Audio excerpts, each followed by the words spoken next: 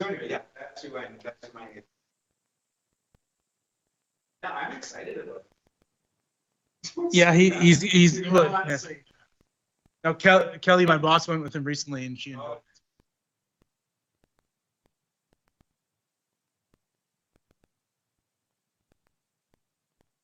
Oh wow! It's a nice, beautiful.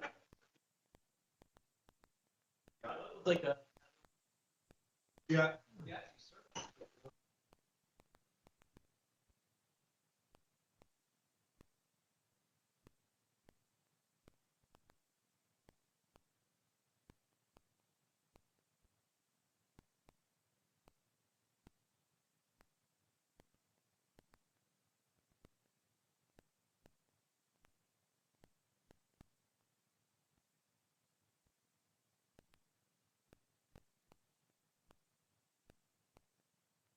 Good afternoon, everyone. Welcome to the City of Powell River's Committee of the Whole meeting for Tuesday, March 3, 2026 at 2 p.m.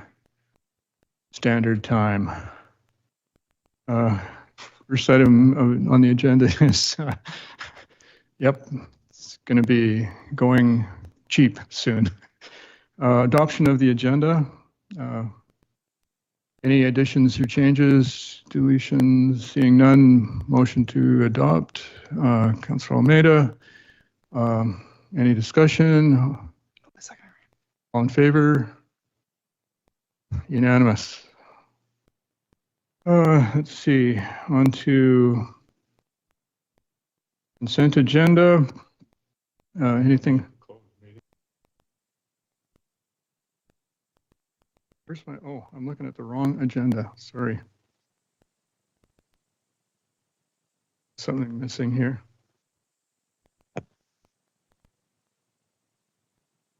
Okay. 3, motion to close the meeting to the public. Would someone like to read that?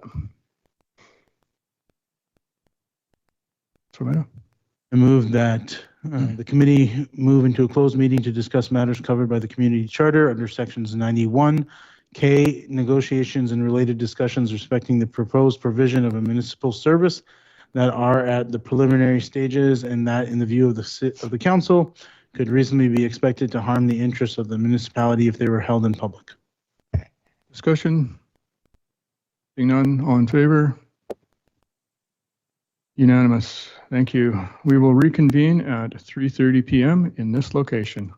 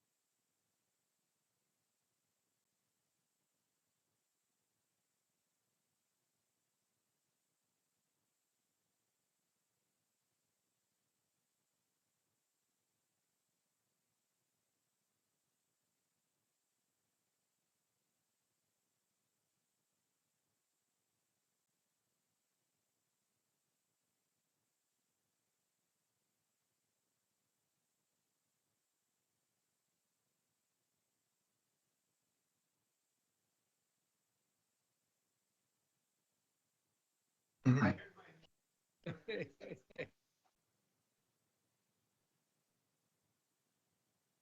kind here.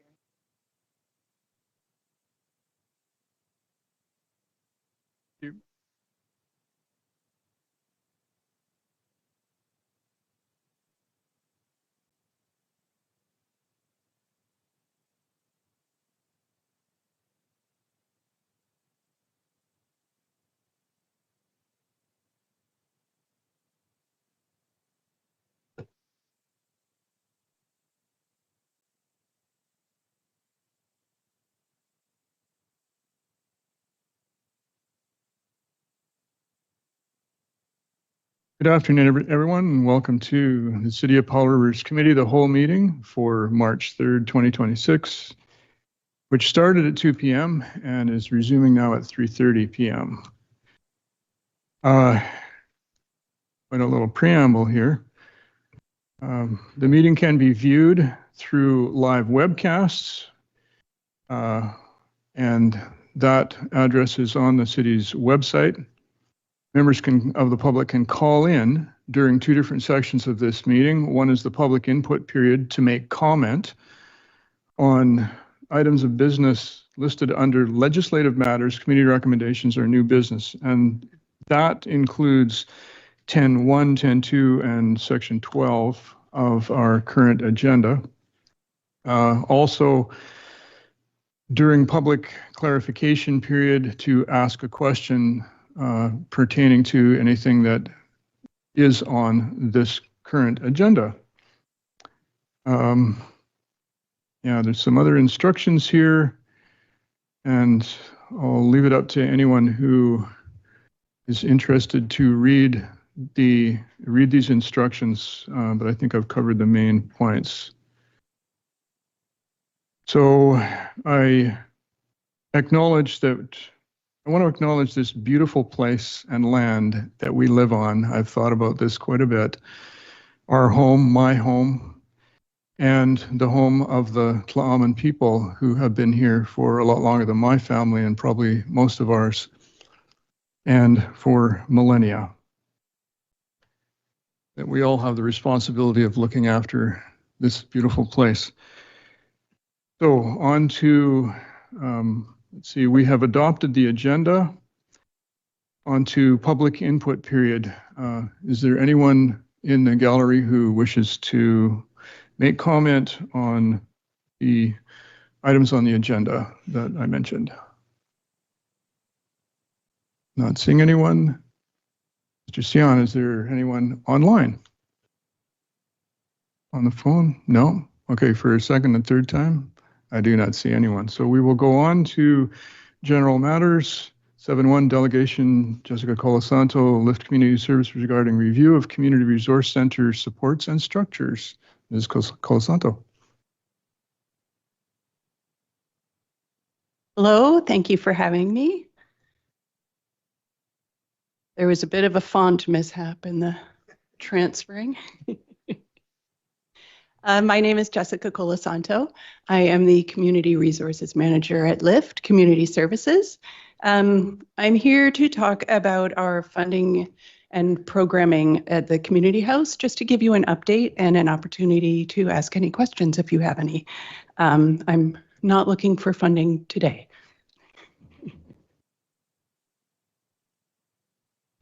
You may have heard, Lift was recently notified that a significant amount of our funding for our community resource programs is not being extended.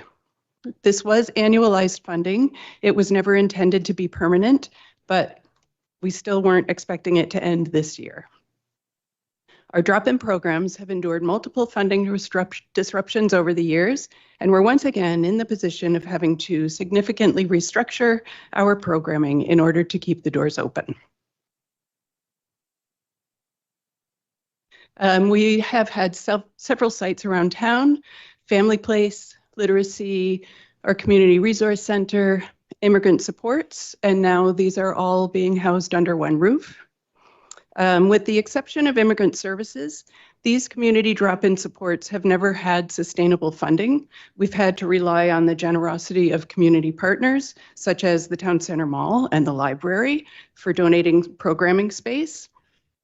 And we've had to shift hours of staffing, hours of opening, in order to continue providing services as consistently as we can, while navigating funding stagnancy and uncertainty. So we began shifting to the community house model last year. We are located at 4871 Joyce Ave, Unit 101. It's behind Quality Foods in Crossroads Village. We actually started leasing the space in 2024 and had it renovated to make sure it was program appropriate, and then started moving our community resource programs in last spring. So we have some demographics on the screen. Things that people come in for, just to give you an idea: support phoning to change a direct deposit situation, having a second set of eyes on a SAFER application, sending a fax. There are very few places to do that in town anymore. Getting on a housing wait list, applying for the disability tax credit, stopping in for a healthy snack between errands. We get leaky diaper emergencies. And I just can't overstate the need for a place to sit and relax with a hot cup of coffee or tea. All of the services that we offer are free of charge. You will notice we are seeing new faces. We're seeing about 5 new families a month. Right now we have about 20 folks in our prenatal program. By folks, I should specify babies and their families. And the Community Resource Center is seeing an average of 30 new faces a month.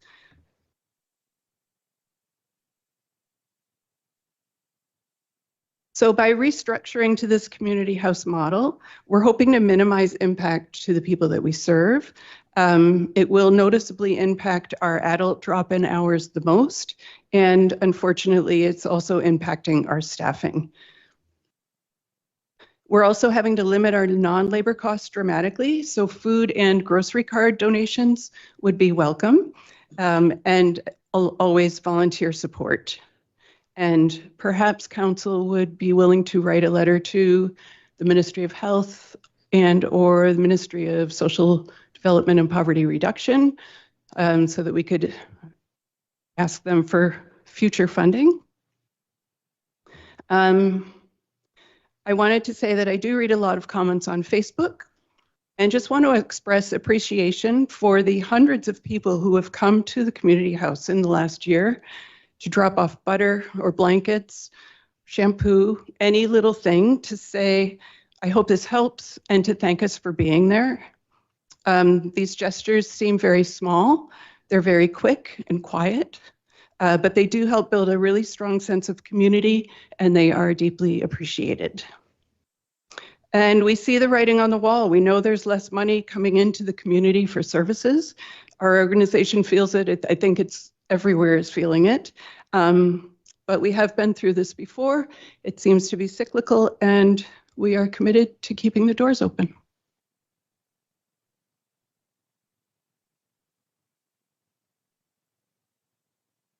Thank you. Thanks. You're open to some questions. Yes. Councillor Elliott.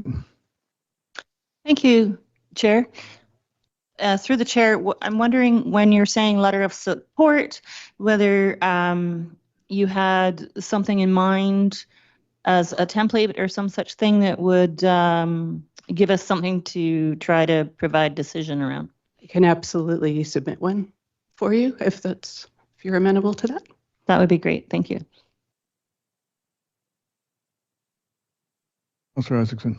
Thank you, Chair. Through the chair to delegation, you mentioned new faces and new families dropping in. Are these faces, they could be a combination of, but new to community, new to needing the services, or new to being aware of the services? Where are the new faces coming from?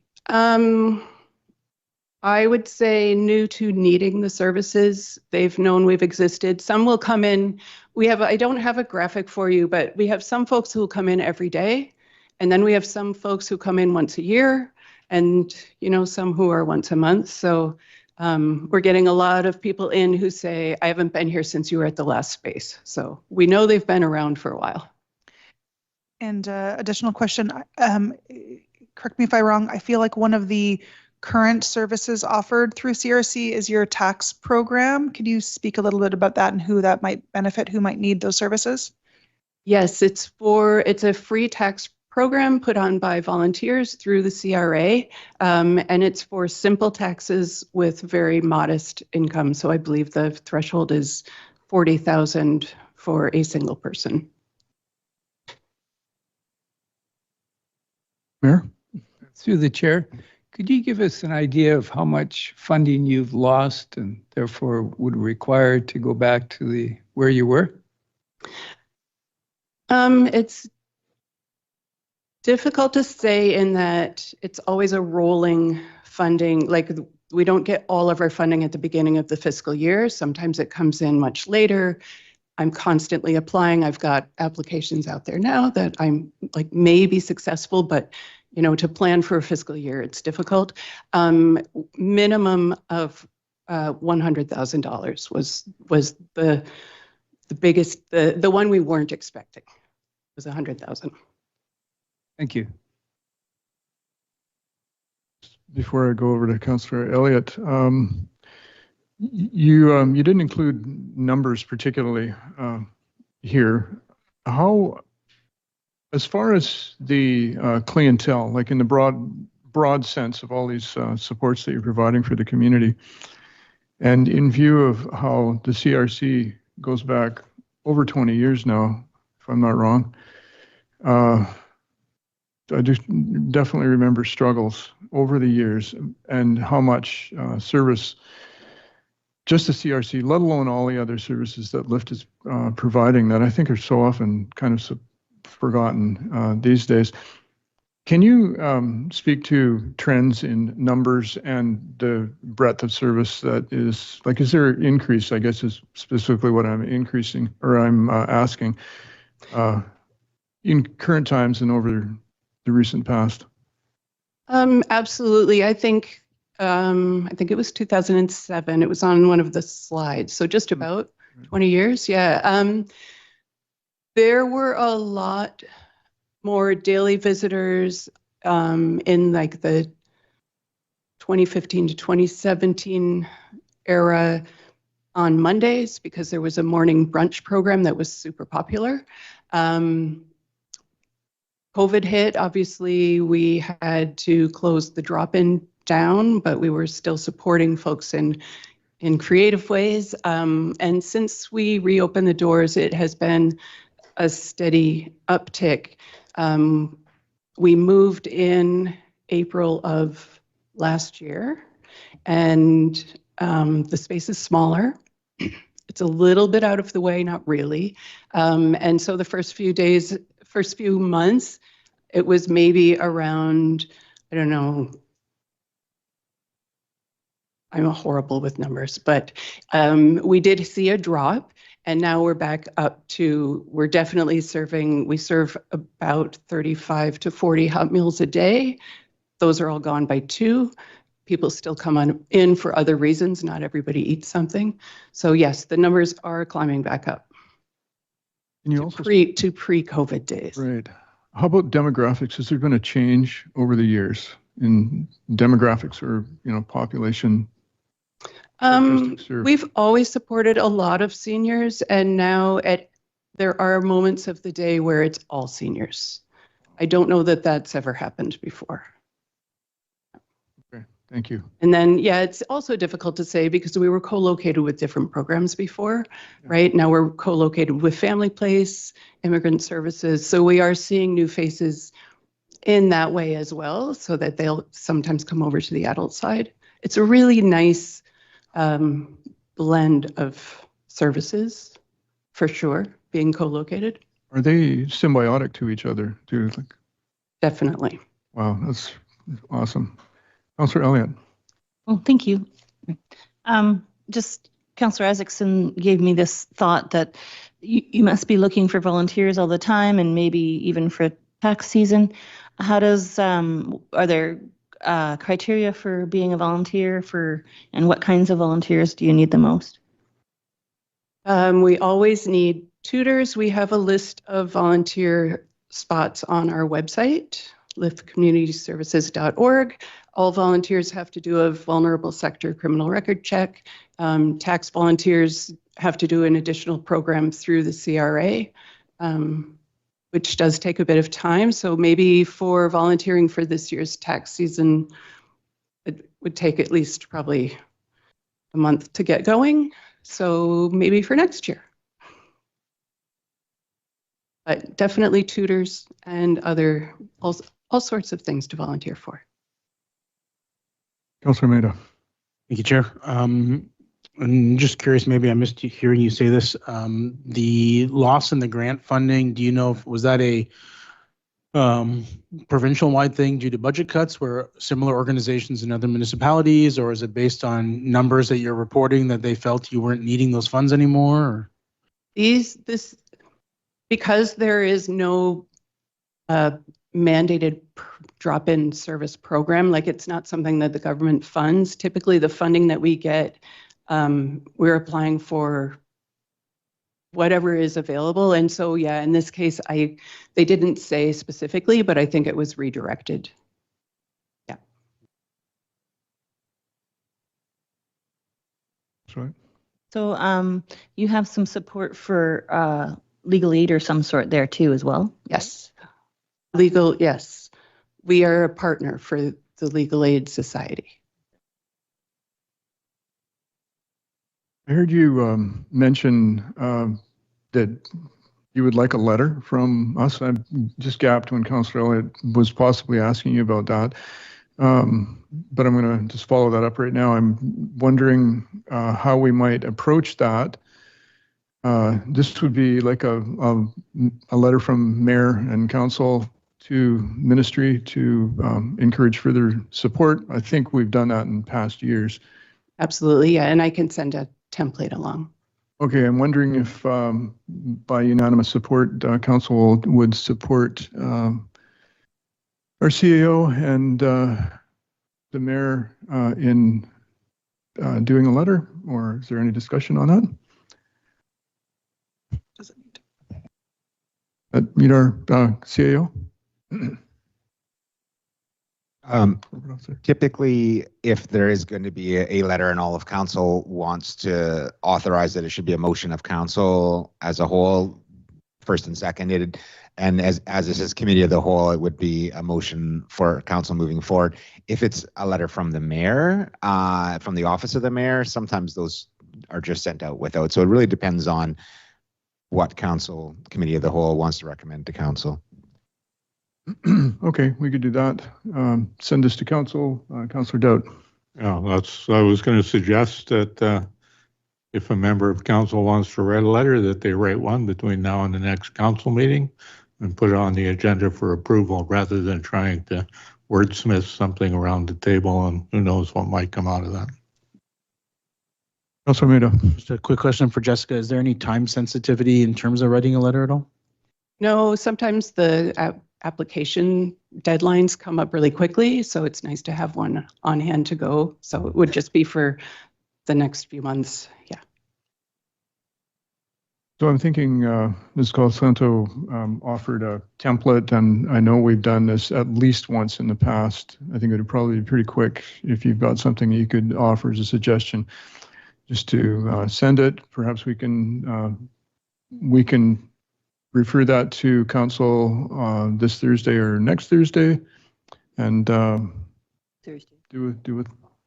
deal with it then. Councillor Yeah, Isaacson? just in order for an agenda item to be on the agenda for next council would need to be in by next Thursday or next Monday at 4:30, and any materials would need to be provided by Tuesday. So if you're going to work with a member of council to get it on the agenda, it would need to get to staff by 4:30 Monday, but CAO. Without complicating this through the chair, I think the easiest thing is that if the committee of the whole made a recommendation that the city write a letter of support, and then that would go to council, we will just follow up with the letter. The letter doesn't have to go to council. it's just simpler to just direct us to write the letter, and then we can get a copy of the template, have it signed, and move on, rather than overly complicating it. So that would be my advice. It would be just to pass the recommendation of a letter of support to be written and forward it off to council, and then staff will just move forward with it. Any objections to that amongst council? Seeing none, Councilor Mena? I'm just wondering if we have to officially make the motion.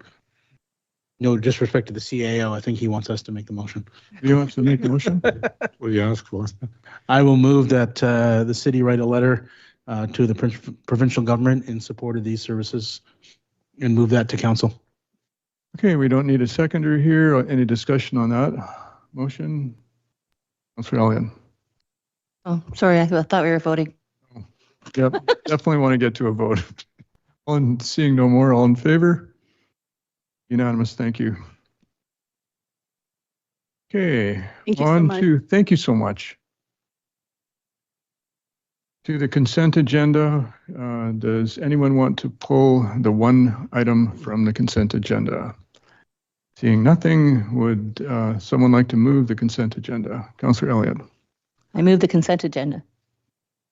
Oh, we don't need a seconder. Any discussion? Seeing none, all in favor? Unanimous, thank you. On to legislative matters, 10-1 automatic aid agreement, Fire Chief, Director of Emergency Services. Chair? Yes. Oh, one sec.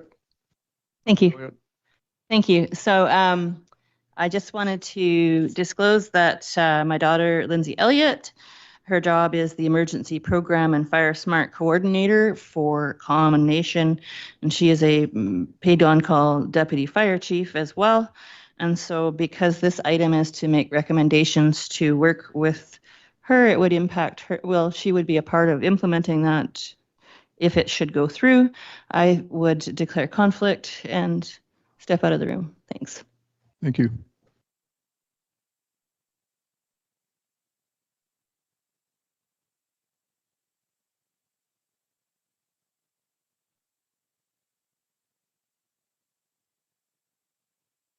Chief Drackley. Mr. Chair, members of committee, I'm here before you to provide some information on a proposed automatic aid agreement with the Tla'amin Nation and the Kithett Regional District. I'm seeking a decision to go to council to allow us to go into negotiations with the two entities to do this. Local fire chiefs and myself, as well as Mr. Toms, the regional manager, have been discussing this agreement since early 2024 in various forms, but with the sole purpose of providing strictly fire response, whether it's structure fires or wildland fire response, to aid other areas. As indicated in the report, there was a previous agreement in 2021. The difference is that report included all types of calls, which put an undue load on the Powell River for going out for medicals and motor vehicle accidents and that type. So this report or this discussion for a new automatic aid is strictly for fire calls. As a group, the regional chiefs feel strongly about this type of an agreement. It creates a lot of, or alleviates a lot of anxiety over members not showing up, especially in the volunteer departments. Powell River provides a stable base with regards to that because of our full-time staffing. But in one instance with Tla'amin, they had a structure fire, I believe, this year or last year, where they were and they have 15 or less people to pull from, working 2 hours on a structure fire, and it's not good for firefighter safety. The mutual aid and automatic aid agreements differ in that mutual aid is requested by the incident commander. An automatic aid agreement is a set of parameters that you provide dispatch, and dispatch sends out whatever we ask them to send out. So in Tla'amin's case, they would never send their single and only engine to help Powell River, but they would send manpower resources. Malaspina probably wouldn't need to send their engine, just firefighters to Powell River. North side, if there was a structure fire in Malaspina, they would send their engines and firefighting resources, or sorry, their tenders, water tenders and firefighting resources, just because of the lack of water in Malaspina's area. So it does benefit the the region, but each region gets to specify what they send. And then there's also the issue of availability. So sometimes there are no available resources, or your area, your department is at minimum resources because it might be summer, in which case you wouldn't be able to send anybody. So those are all items that are worked out in the agreement. And each entity gets to decide which and what resources they need and what they want to send. Here for your questions. Great, thank you. Council questions, Councilor Isaacson. Thank you, Chair. When I looked at the previous report, when it was recommended to leave the auto aid program or agreement, it was noted that there had been no automatic aid responses within city limits in the past 5 years. Had there been in others? And so, like, what is the scale? If you could update the scale now compared to back in 2021. Again, it would be different. Powell River City was going outside a lot for medical aids and MVIs. That will not be part of, or that's not part of this proposed agreement, just strictly fire responses.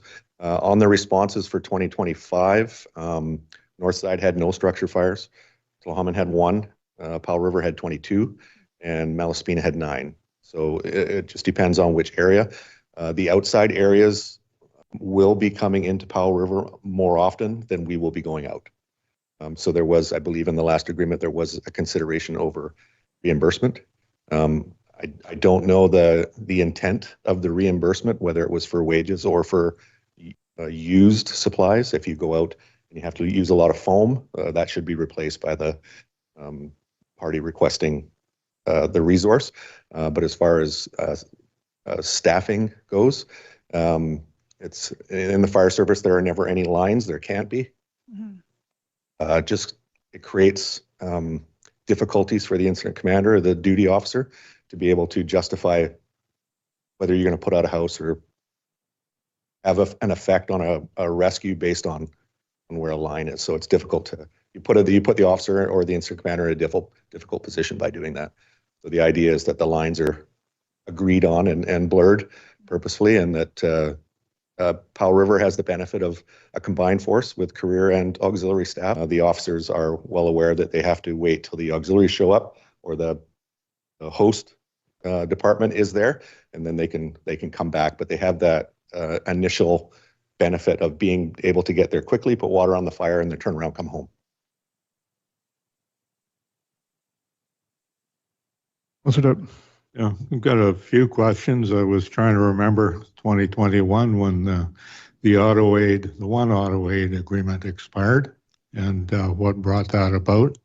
And I read through the auto aid, and it seemed to me that there is one auto aid agreement, not with all of the fire departments in the regional district, but one with the Malaspina Fire Department, and that had the city responding automatically to a number of places basically within the outline of the city that are regional district properties, like Nootka Street, a couple of other short streets that you have to go through the city to get to. And the city was going to respond to those, and Malaspina would respond to the trailer park, basically, or the mobile home park at the top of Duncan and the airport, which makes sense to me. None of those are a real long distance, but I'm curious about what you're talking about when we get to auto aid with Tla'amin, the Northside Fire Department, and Malaspina Fire Department, who go from Lund to the ferry down at Shelter Bay. And does that mean in the conception of the auto aid agreement that we would be, the city's department would be automatically responding to fires in those entire areas, which to me is quite significant. If you take a truck or even just a crew of 4 firefighters and you send them on down to the Sultry Bay terminal for a fire and there's something going on in town, I think you're going to end up with higher personnel bills and difficulty covering all the fires. So can you tell me a little more about the details of what you would propose in the negotiations to be covering? The Malaspinas district doesn't go all the way to the Saltery Bay Ferry. There is a border there. And after that, there is no fire service. So I don't even think Malaspina responds out there. But for their area, Malaspina has a weak water supply, I would say. And right now they have, I believe, 2 or 3 tenders, water tenders. They're high gallonage, but you need the people to be able to run them. Having north side come all the way down to Malaspina's area and rotate tenders just provides us with more water. In the event Malaspina's their backup water supply that they have at their municipal yard, in the event that is run dry, the extra tenders will be able to stretch out farther to be able to, say, get the last hydrant in Powell River's area, and then that rotation, instead of having 2 tenders do that, now you have 4, so that the intervals between water dumps is less, and that's the more water that you can supply on the fire. With Powell River, we do have a combined force, and this part of the agreement or proposal to the agreement would be that our home departments, our home area, is our priority. So if we're responding out to Tla'amin and we ourselves get a higher priority call, we will stay in town. It's just one of those things that everybody would need to know. So as chiefs, we've all agreed on that, and everybody understands the parameters of it. But it's there's within the boundaries of Powell River, there's a lot of double headers, I would say, 2 calls happening at the same time. Outside the area, not so much. So again, with that combined force, we can either stay and manage that call and send the auxiliaries, or go and have the auxiliaries take that other call. So we do have the benefit of that combined force that with the auxiliaries, there's a little bit of a delay.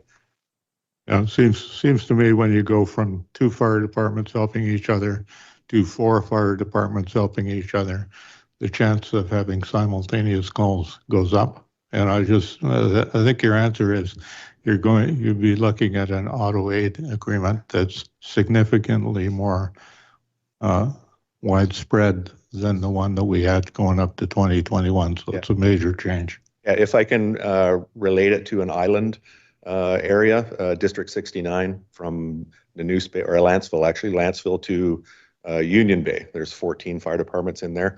They're all on automatic aid. And a small department like Dashwood would get the benefit of a fire underwriter's survey rating, including Parksville and Qualicum's ladder units.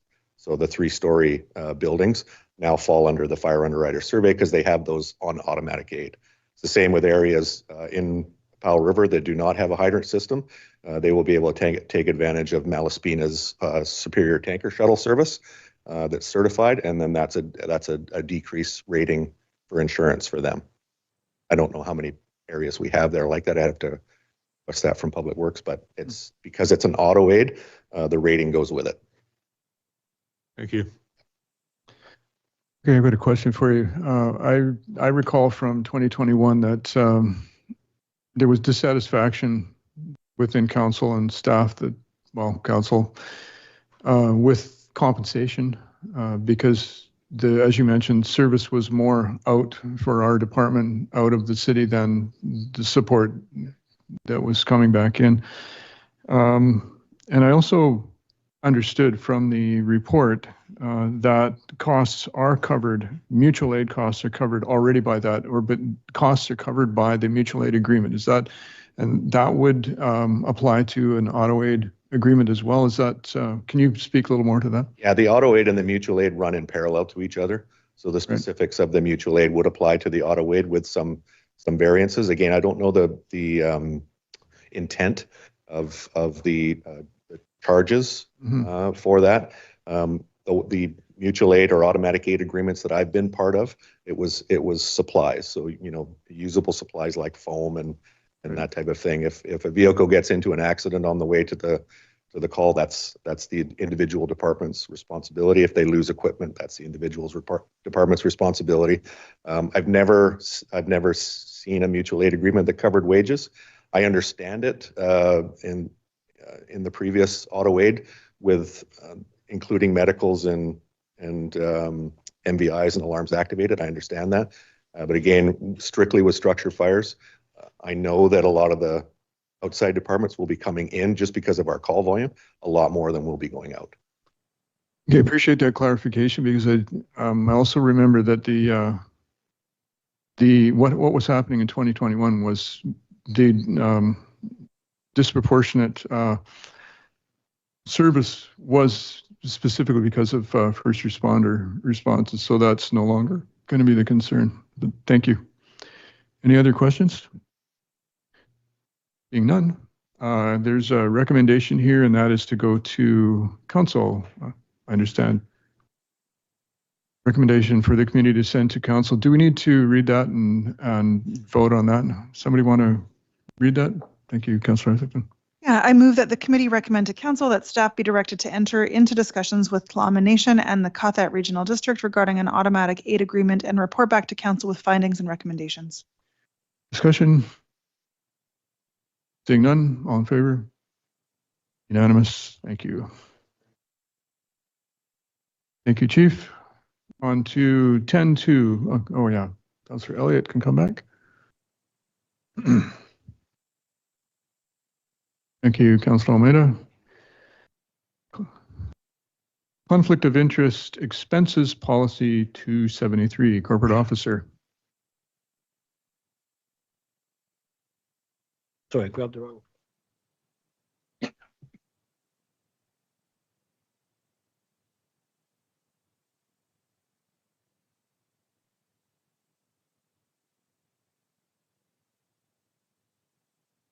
So what you've got on the agenda today is proposed conflict of interest and legal expenses policy. As you know, the community charter requires elected officials to declare and deal with conflicts of interest in accordance with a set of prescribed statutory rules. The onus falls on each elected official to identify when a conflict of interest exists and to take the appropriate measures to deal with it. These provisions are found in sections 100 to 109 of the Community Charter, and the basic rules relating to conflict of interest are found in sections 100 and 101. So section 100 stipulates that if a council member attending a meeting considers that he or she is not entitled to participate in a discussion of a matter or to vote on a question in respect of a matter because the member has A, a direct or indirect pecuniary interest in the matter, or B, another interest in the matter that constitutes a conflict of interest. Usually that's a non-pecuniary or non-financial type of interest. Then the member must declare this and state in general terms why the reason why the member considers this to be the case.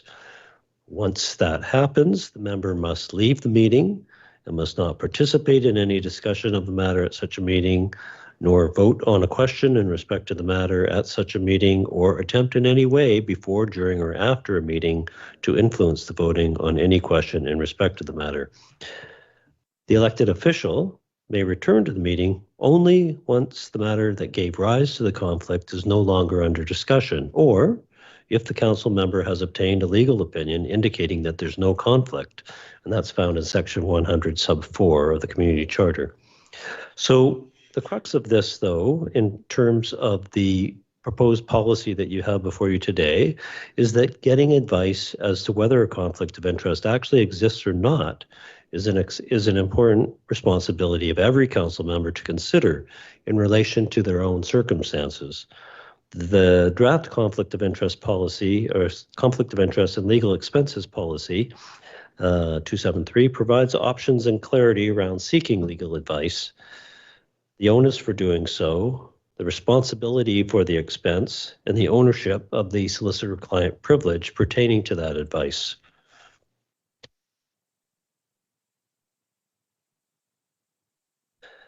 And I'm going to stop there and perhaps answer any questions that you have about the proposed policy rather than going through it section by section. Questions? Councillor Isaacson.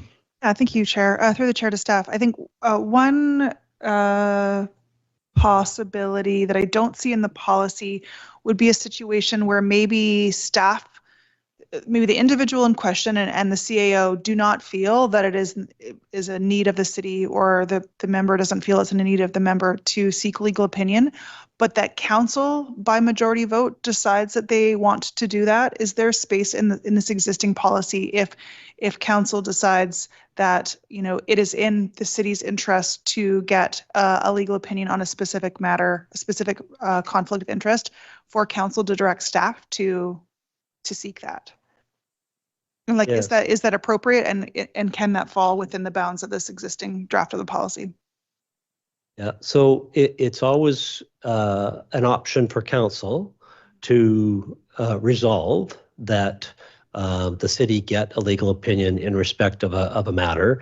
If, for example, the situation arises that you alluded to, because the policy as it's proposed and laid out before you now provides for a situation where a situation arises and the CAO is advised, whether by the member themselves or by somebody else, that there's a possible situation.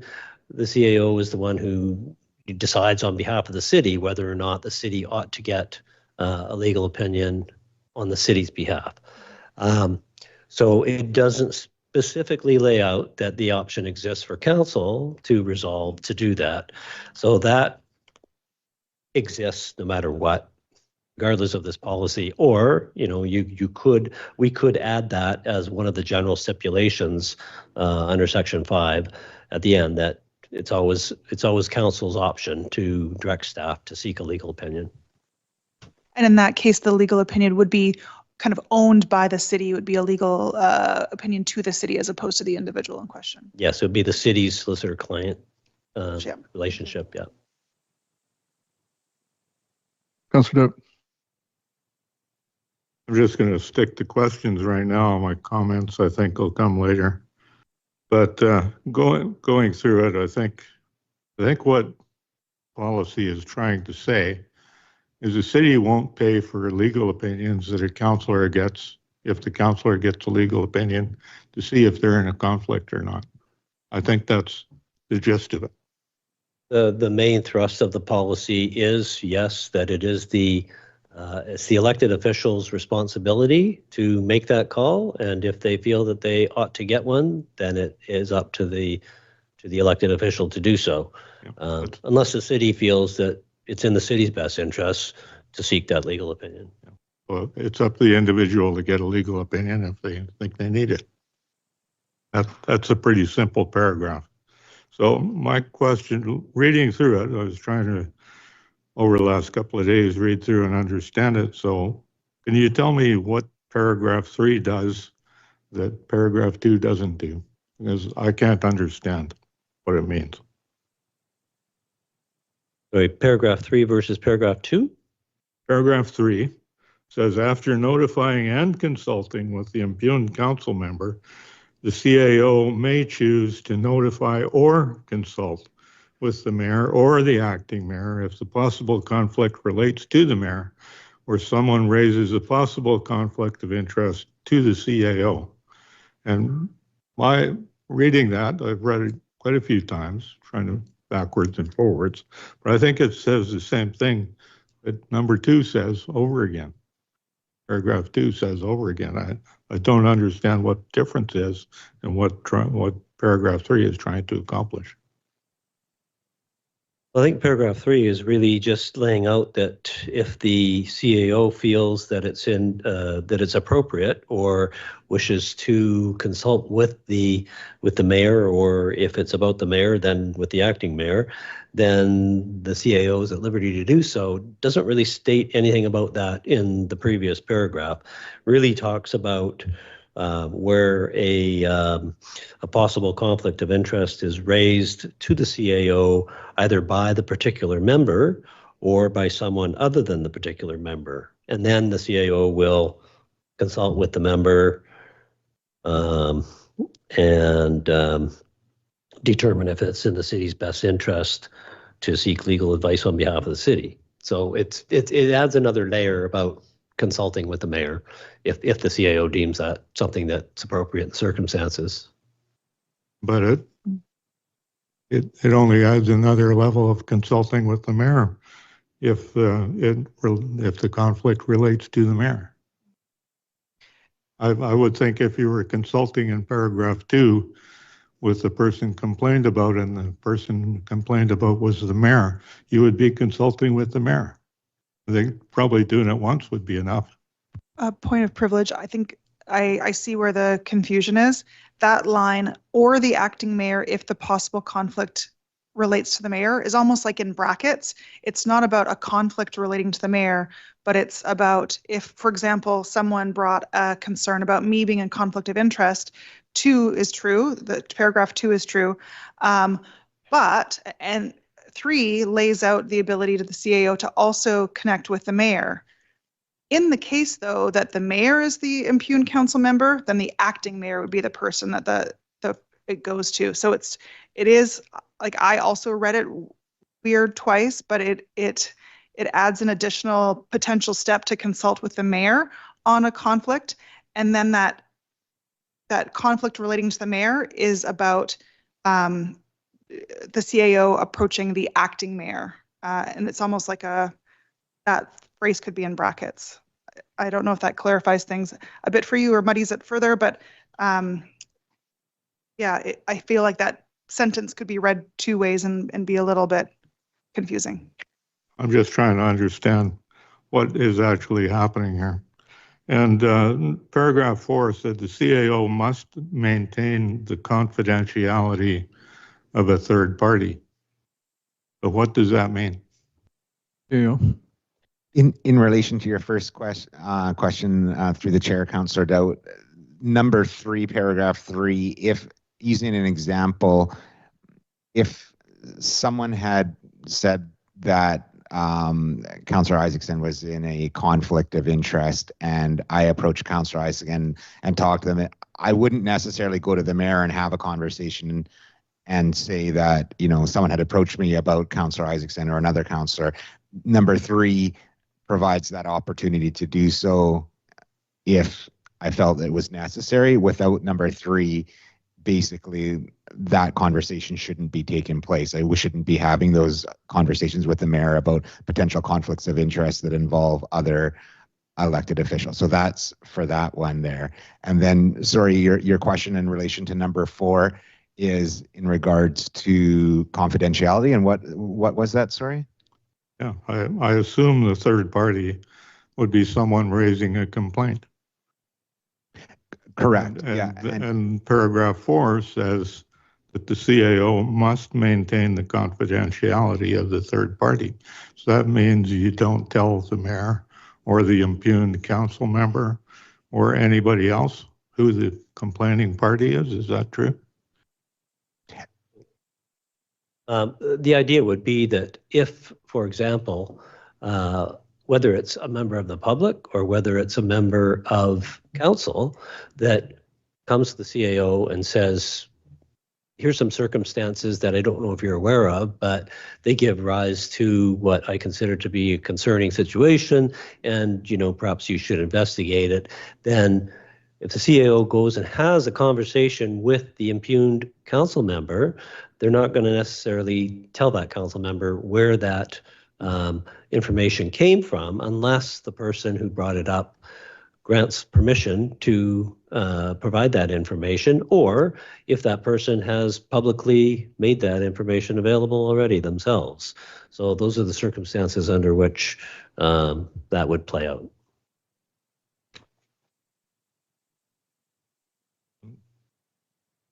Got one more question, I guess, right off of this, and I probably have another for the second round. But down at the end, number 4, it says staff may provide advice based on the facts that they are aware of them. It doesn't say the facts, it says the facts as they are aware of them, and staff might do that. What kind of advice would they be for providing, and who to? Sometimes I think actually, I was reading that just prior to the meeting now, and I was thinking to myself that really that ought to say staff may provide advice based on the information and the facts as they are aware of them. So anytime that a situation comes up with respect to a conflict of interest, it's regarding a certain set of circumstances and a certain set of facts that surround those circumstances. Staff may or may not be aware of all the facts. Staff will have information at their disposal to look up information from previous council meetings, previous issues that have come up. But the council member themselves are going to have a lot of information about their own circumstances and how they play into the situation, whether or not the situation gives rise to a possible or potential conflict of interest. So there's a big fact-finding, information gathering process that ought to be conducted by the council member themselves and by staff. You know, if we're trying to make a decision, the CAO is trying to make a decision about whether or not it's in the best interest to seek independent legal advice on behalf of the city, we need to know all of the facts. So when the CAO has a consultation with the impugned council member, the CAO is going to be asking probing questions about all the circumstances that might relate to the set of circumstances giving rise to the situation. So it is a bit of a fact gathering and information gathering process, and I think we have to be diligent about that as staff, and council needs to be diligent about it as well. So that's the intent there. Actually answered one of my other questions that I was going to save till later, but that question was going to be, isn't this just making a policy out of a CAO's investigation? Is it that the notice and the notice and the consultation is really about the CAO taking on the role of an investigator, doing an investigation, and then providing advice to the mayor or somebody else about what to do about that investigation? Well, through the chair, I think that it's partly that, but it's also in large part a policy that identifies and gives guidance to not just the CAO, but to councillors as well, council members, about their own responsibilities and you know, where those responsibilities lie and what their courses of action are, and you know, really sort of clarifies the lay of the land, I think, for everybody involved. At our end, we will undoubtedly develop internal policies and procedures in respect of how we approach that, how we record the information, so that if a conflict is declared, we've got a register of those conflicts, and so that we're aware when items are coming forward on agendas in the future, that we need to be making sure that council members are not putting themselves in harm's way, or that they need to be alerted to the fact that they're going to need to recuse themselves if a matter is coming forward on which they've declared a conflict of interest. So there's a number of different steps that we need to follow and make sure that things are clear, that everybody's clear in terms of their roles and responsibilities. But as questions, I can save Councillor Elliott. additional questions till later. Councillor Elliott. Thank you, Chair. So the process or the policy is laid out in separate clauses, and clause 2 seems to include a process that lands where the CAO makes a determination. Is it intended to limit the actions that happen for that determination, or is it also, and this is what goes back to what Councillor Dowd was saying, is consulting with the mayor part of making that determination on what's in the best interests of the city, or is that a independent review by the CAO that is not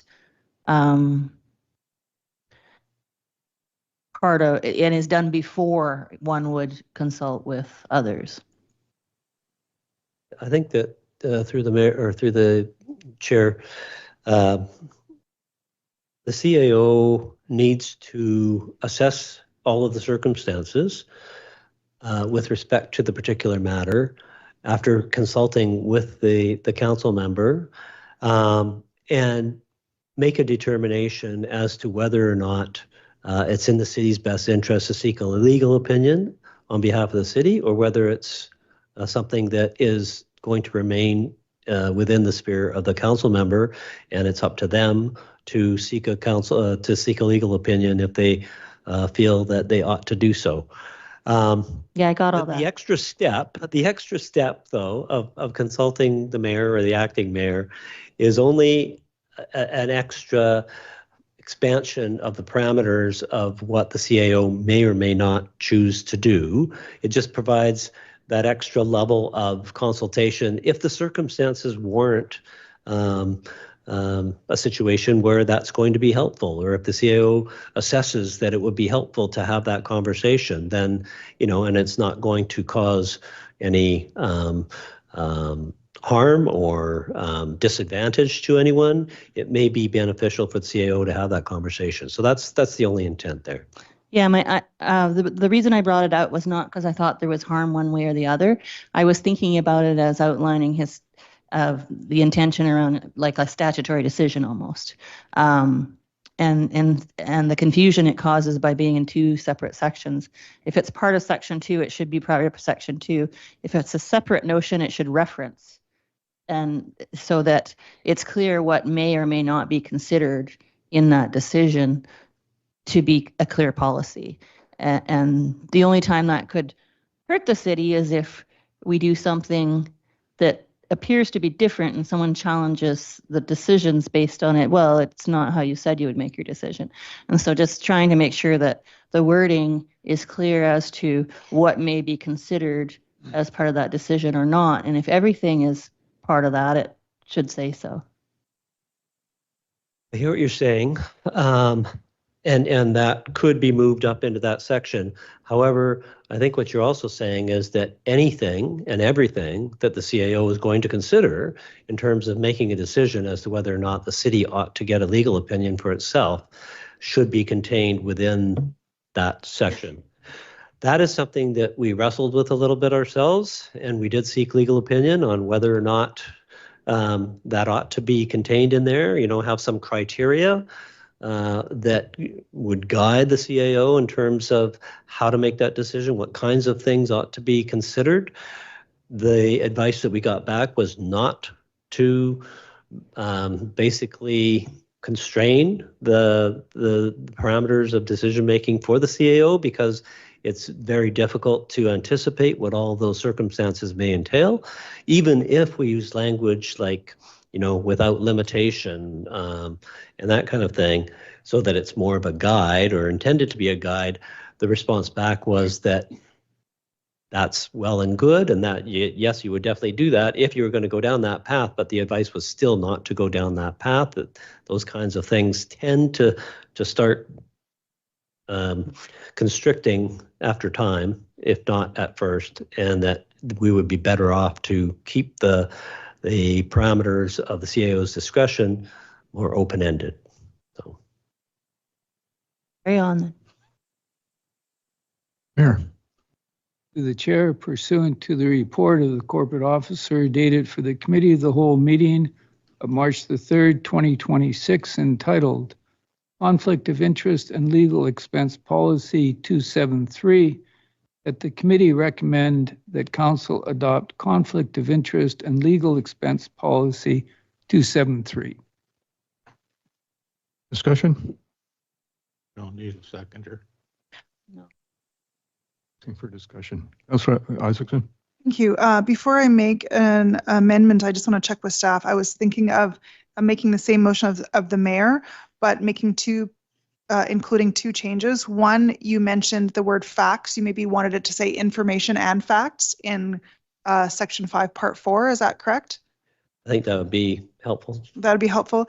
And then the other one would be to add a clause that council can direct staff to seek legal advice, just making that explicit, because future councils may not always remember what this discussion was, and to know that is also a potential avenue to get an opinion. And so the other amendment would be to add a clause that council can direct staff to seek legal advice at cost to the city, or whatever that wording makes sense, but to add that clause. So before I make an amendment motion or motion to amend, I just wanted to check with staff first, whether those two make sense. Okay.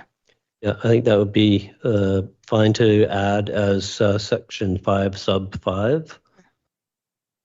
And we can, with the committee's consent, well, it'll come back for council approval in any event. So we'll tweak the wording on that. And okay.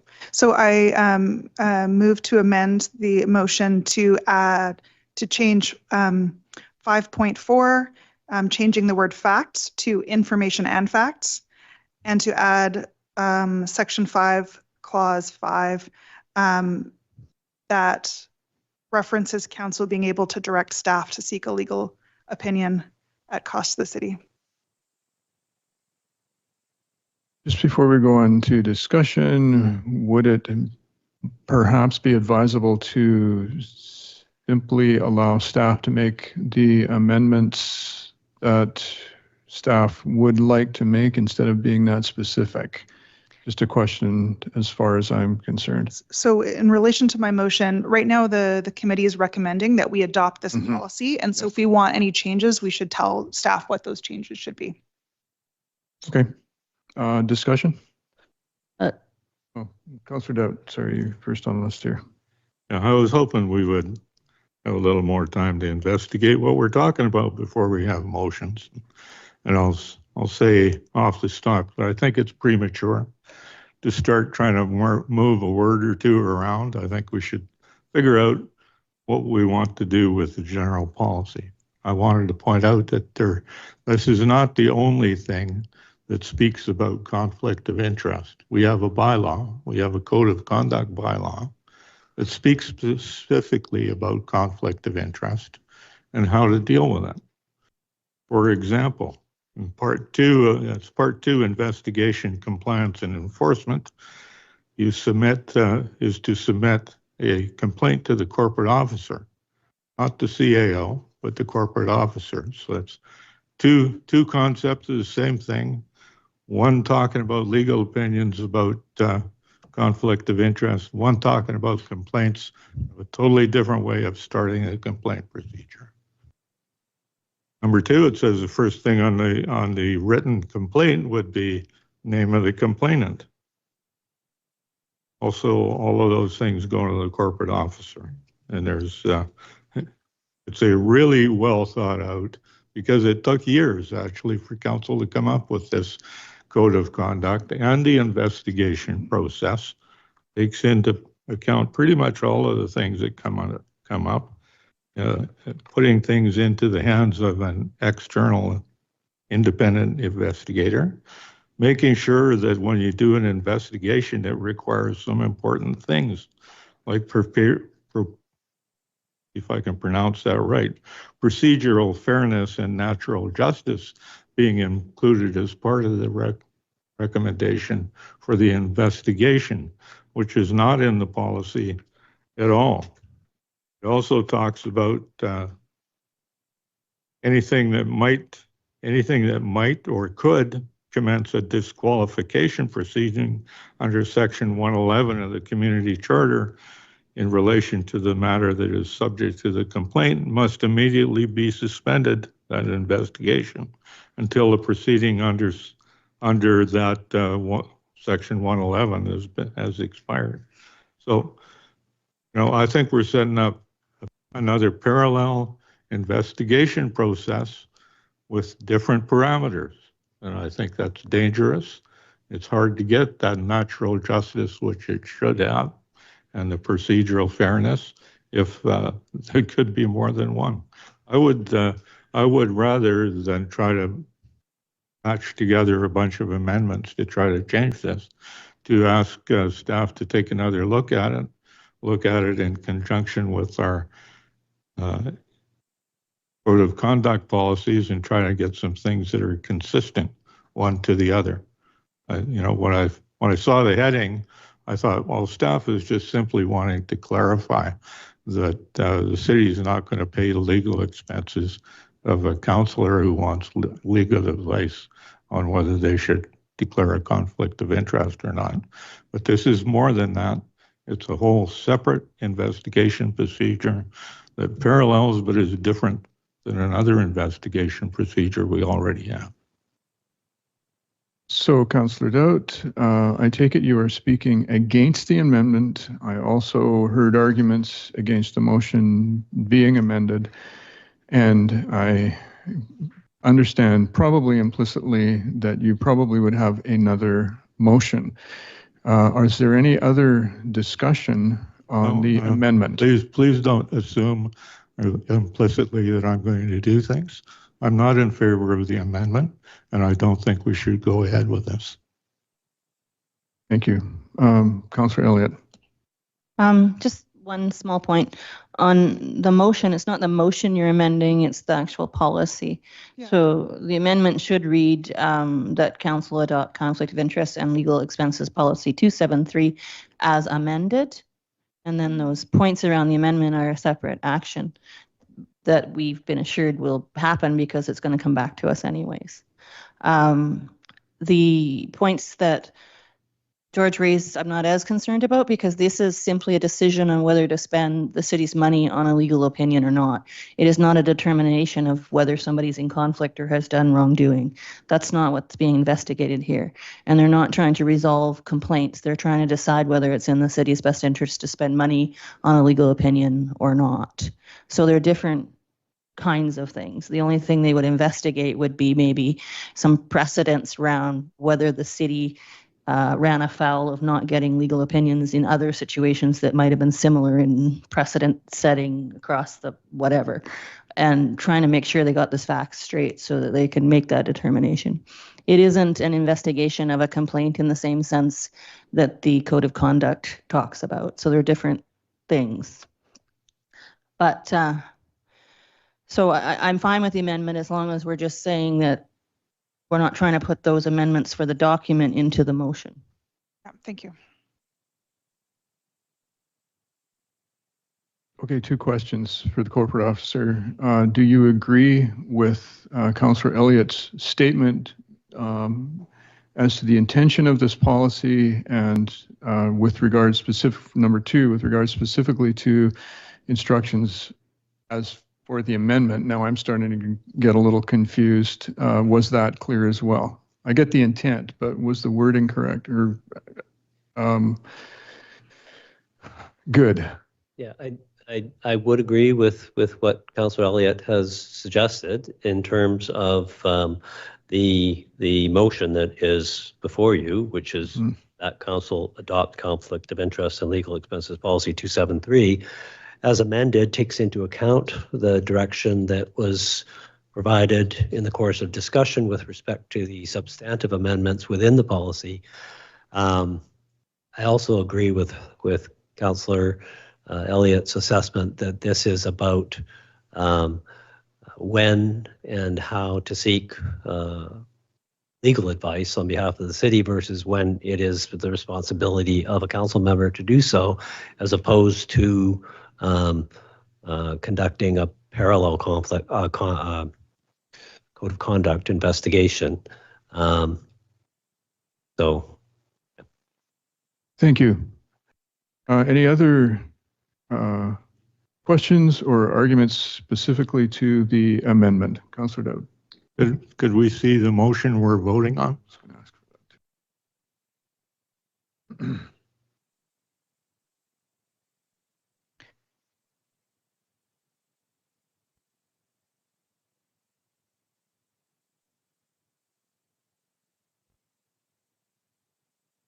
Yeah.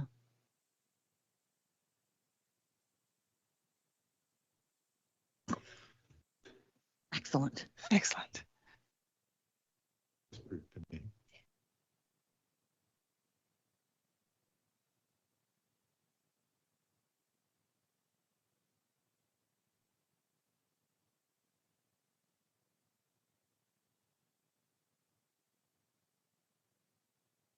That good and clear? Any other discussion with respect to the amendment? Seeing none, all in favor? Opposed? Being none in opposition, that is unanimous. The amendment passes. Now to the amended motion that is on the screen. Any further discussion on the amended motion as it is presented on the screen? And amended again. Sorry? It's being amended again. Oh, yes, like the highlights are being taken out. Okay, any further discussion? Wait a sec. That's the motion. Any further discussion? Seeing none, all in favor? Opposed? One opposed, Councillor Dowd. Motion passes. Thank you very much, Mr. Corporate Officer. On to unfinished business. BC Transit Service Update, Manager of Partnerships, Intergovernmental and Public Relations, Ms. Octoloni. Thank you. Well, good afternoon. As noted in my report, BC Transit will be introducing a comprehensive package of schedule and route improvements this month, aimed at improving transit service for the community. The new route and schedule changes will come into effect on Sunday, March 22nd, and the new on-demand transit service will commence on Monday, March 23rd. Details regarding the changes and the on-demand service are included in the report. BC Transit will be in community beginning March 9th through the 12th, hosting information sessions, and again on March 22nd and 23rd to provide in-person customer and passenger support. Director of Infrastructure Rollins and I are here to answer any questions that you may have. Questions, Council? Just excited. Wow. Oh, that's easy. Pretty comprehensive. Thank you you. very much. Seems like we don't have any questions. Oh, Councillor Elliott. Sorry, I was writing stuff and I thought I had time. The changes to routes and all of those things, what kind of community communication push are we doing to make sure that people aren't surprised by the change of routes and so forth? Through the chair, BC Transit will be in community beginning next week.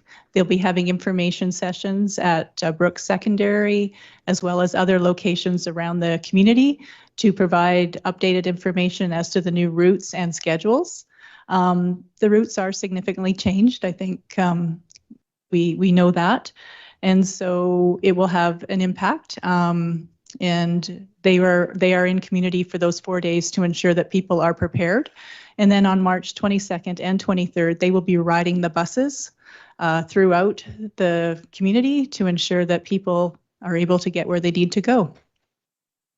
So being in community, do they have scheduled events they're attending, or? No, they're doing information pop-ups throughout the community at locations, Town Center Mall, Fresh Co., I believe on Save On Foods. They'll also be at Brooks Secondary School talking with all the secondary students in terms of they ride the transit service a great deal. So we'll see them throughout the community next week. Okay. Councillor Isaacson. One question came to mind through the chair to staff. Is part of the communication, I suppose, almost like the existing bus stops that are no longer going to be on a route, for example, up Church Street in Cranberry or the Nootka bump out along Joyce, will there be like signs redirecting people on those posts? Yes, absolutely. That's part of their plan. Okay. Perfect. Thank you very much. Looking forward to all this change. Okay, on to, let's see, what do we have here? New business, 12-1, letter received February 26 from Kim Huckstad, President CEO of BC Council of Forest Industries, regarding request for official endorsement of forestry is a solution. Mr. Rollins. Oh no, are you speaking to this, sir? Oh, okay. You're leaping out of your seat, full of expectation here. Was somebody going to, Mayor, were you going to address this? I had a chance to discuss this with our CAO, and I thought suggestion was that it come to council. I think from discussions I've had with probably 22 other mayors that are affected by the ability to harvest, that this would be just another way of recommending that our political leaders take a look at what's being suggested. So do we need to refer this to council? Councillor Dowd. We don't need a seconder. Discussion on that. Seeing none, all in favor? Unanimous. Thank you. We have no late items or notices of motion. On to public clarification. Anyone in the gallery who wishes to ask a question now, and starting with PRP, Mr. Galinsky. Thank you, sir, for your great service. Anyone else? Mr. Whitaker. Good afternoon, Chair and Council. Roger Whitaker, citizen of Powell River. I got a couple of questions. And the first one is in regard to the amendment that was made that says that the council can direct staff. My interpretation of that means that council can neuter an investigation by directing staff, that CAO was already given the opportunity to keep his cards to his chest and not reveal to anybody that even an investigation is going on. So I find it very contradictory that council will be directing staff at all during this, whether or not they should be paid or not paid or whatever the investigation is. So that's just my interpretation of what's being said at this table. Okay, so I hear that as a question, and the mover of that amendment might be able to clarify the intent. Yeah, Councillor Isaacson? yeah, thank you. To clarify the intent and what I expect to see with the directed policy, there's three possible paths for a legal opinion existing. One is an individual member of council on their own dime and of their own volition seeks out a legal opinion about a conflict of interest. The second path is if a potential conflict of interest is brought to the CAO and they think, you know what, based on what I understand, it is in the best interest of the city to get a legal opinion about this, so I will go pursue it. The third is if council is made aware of a potential conflict and they are able to direct staff to seek a legal opinion, whether or not staff have deemed it warranted. It's just a third venue to seek a legal opinion that we all, as staff have said, we already have that ability. This would just make it clear that that would be a third venue to seek a legal opinion. Yeah, and exactly my point is that the CAO in that piece of law or legislation that you're contemplating is given the authority to decide how it should proceed without council, because it's by its very nature, it's a conflict of interest to even bring it to council. That's how I read all that. But I'm not a lawyer, nor do I play one on TV. I'm just listening to the conversation and wondering how it might play out in the future. Okay, so to clarify this, I'm wondering if the corporate officer might have any observations or thoughts to help Mr. Whitaker understand. I understand, sir. I just read my understanding. Okay, so you're fine with that then? I'm asking for clarification. What I see happening is that the council is deciding to put words in that will neuter the CAO from carrying out his duties should they get wind of, I don't think I want to pursue that, and then it's pursued through council. Councillor Elliott. Thank you. Council always has the purview and the responsibility, and this is a policy that delegates the ability of the CAO to also do that without us. But it doesn't take away the ability for council to make a motion that they already have the ability to do. So it isn't tying the CAO's hands at all, but rather giving permission to, or the mandate or delegating authority rather to the CAO to also make a determination about whether it's in the city's best interest to get a legal opinion or not. Council has always had the purview to make a motion and ask for a legal opinion, and this policy doesn't change that. Okay, well, we'll see how it plays out. Thank you for your answers. The second question, if we could go back to the slide with the permission of the chair of the proposed transit routes, would that be possible? Mr. Sion?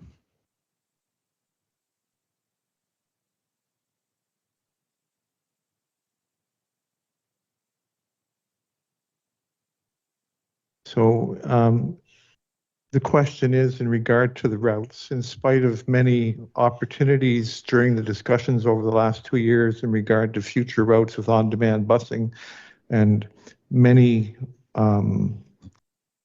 times it was raised that it would be great if Wildwood was included in the proposed on-demand busing, so certain people could get to their duties as whatever they're doing. And we see a dotted line called the on-demand zone, and then we see a dotted line going out to Tla'amin territory. And my question is on-demand busing going to include Tla'amin territory as it drives through Wildwood? I don't believe so. Councilor Almeida. The dotted line that goes to Wildwood is pink, and so that is to represent the same route that goes to Wildwood, which I believe is no different than the current service that goes out to that area of the community, if I'm not mistaken. Okay, so why is it dotted? Because it's not a consistent it only operates at certain times. It's not a every route service. I think it's like once a day or something. I see. It's more than once a day, I but was just going to say it should be at least twice a day because Something like that. But I believe that route is not changing from its current route. I see. Okay. Ms. Octoloni, do you have anything to add to that?